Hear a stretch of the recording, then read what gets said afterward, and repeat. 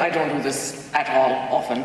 So when I sat down to prepare for today, I thought I'll start with work, with Nasc, with the women's program, with things that I can point to and kind of my year. But I realized fairly quickly that this wasn't where it needed to begin. Because when I really asked myself that what it means to talk about community being at the heart of a democracy, not as a concept, but as a lived experience, it's not a framework or strategy. It's a feeling, being a migrant woman, I know very well. It's the feeling of arriving somewhere new and not knowing if you belong or if you matter. I remember landing in Shannon, being picked by a woman I barely knew then, but who would become a lifelong friend. I remember standing in front of the apartment building, arriving there, and something just breaking. I sat in that car crying, unable to get out. And this was not, pretty, quiet crying. This was like heaving, ugly, I don't know what the hell I'm doing, from the depths of my soul crying. And that was my arrival in Ireland. Before coming here as any 23-year-old, I thought I knew it all. I worked in advocacy in Pakistan and Afghanistan, war zones, complex environment, high stakes, a lot of struggle. But I knew who I was professionally. I was confident in my identity that was rooted in the work that I did, in the difference that I believed it made, in my family, in my support system. Moving and starting over in a new country is a different kind of hard. It is sitting alone in a room, questioning everything. Does my experience count here? What the hell am I doing here? Will my voice be heard? Am I seen?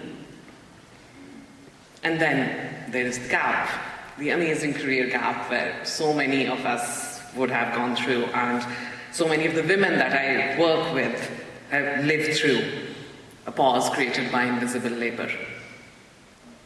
For me, it wasn't just the time away from work.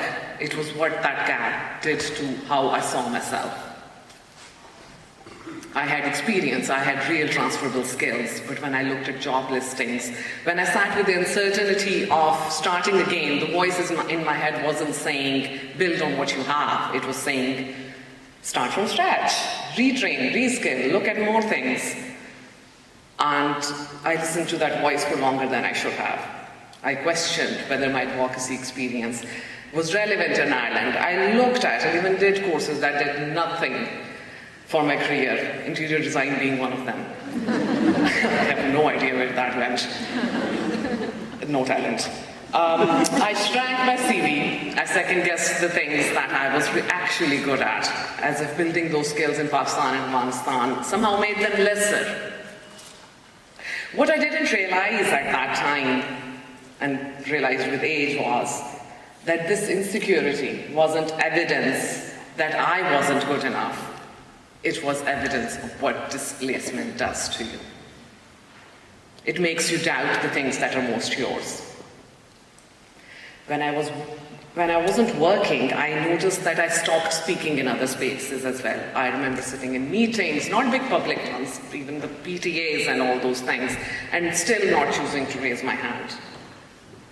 Not because I didn't have anything to say, but because I wasn't sure that I still had the right to. And that's when I realized that being excluded from workforce and being excluded from civic life feel the same.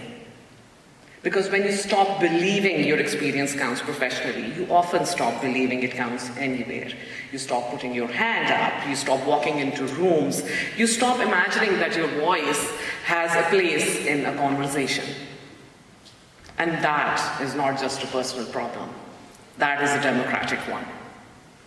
6 years ago, actually no, 8 years ago, I walked into Nasc, not as a coordinator, but as a volunteer in the women's program.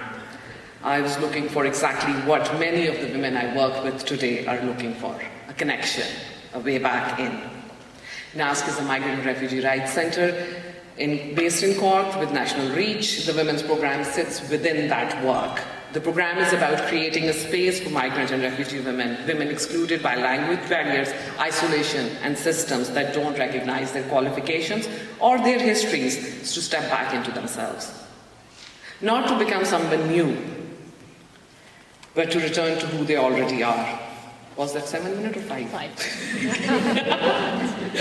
The women I work alongside every day are not lacking in strength.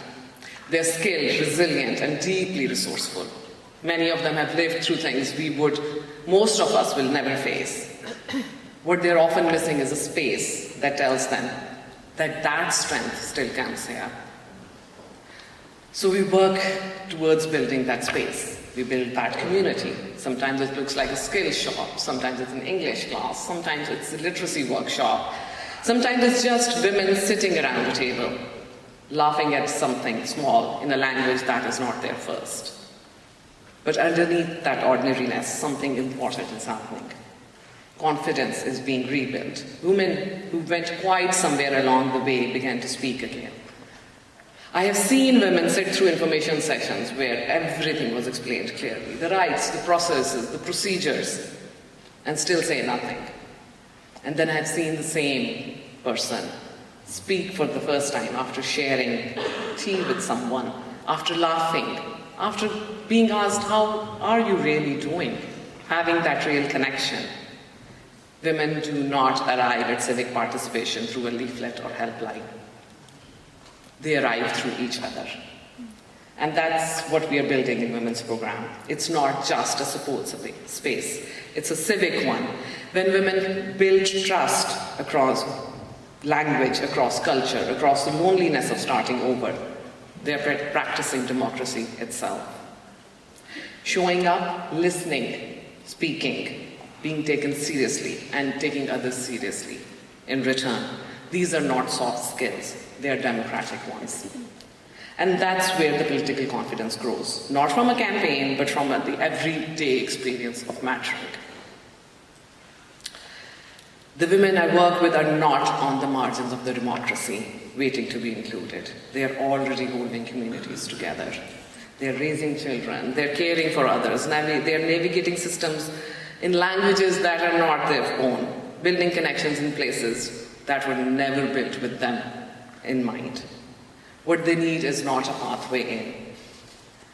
What they need is democracy that recognizes that work they're already doing as foundational to it. I know many of you in this room are doing versions of this with different communities, in different contexts, often without enough resources and rarely with enough recognition.